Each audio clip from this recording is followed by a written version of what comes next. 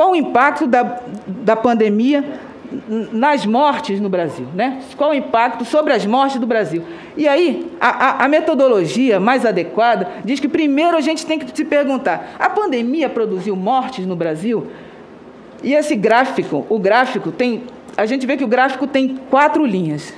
Eu peço que olhem para a linha mais escura do gráfico, a linha em preto, que essa é um cálculo baseado numa série histórica de 2015 e 2019 sobre as mortes, o padrão de mortes no Brasil sem a pandemia.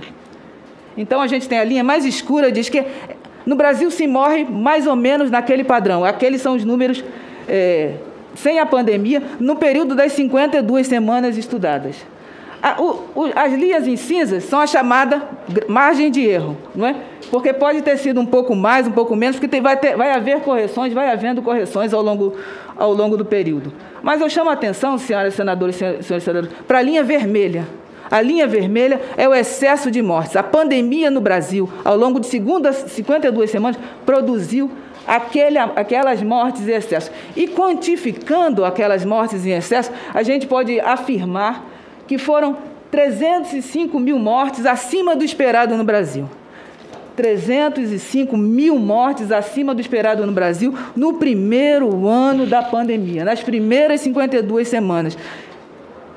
Os senhores podem perguntar, todas as 305 mil mortes são por Covid? Eu vou responder, tem casos de Covid, mortes causadas diretamente por Covid, mas mortes causadas indiretamente pela presença da pandemia. Significa que pessoas ou retardaram a busca de ajuda e morreram antes de ter ajuda, e pessoas que buscaram ajuda, mas o serviço estava sobrecarregado e não foi capaz de dar a atenção necessária e vieram a óbito também. Ou seja, são todas as mortes que a pandemia provocou, direta ou indiretamente.